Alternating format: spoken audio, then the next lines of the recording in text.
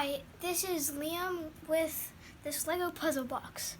So let me show you how it works.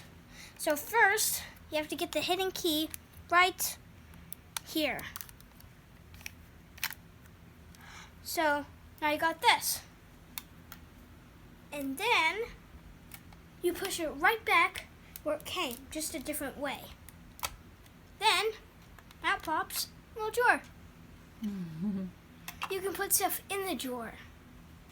Then you snap it back into place.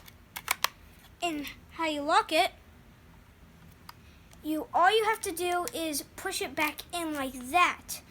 But you can see how you lock it because there is that part where that connects.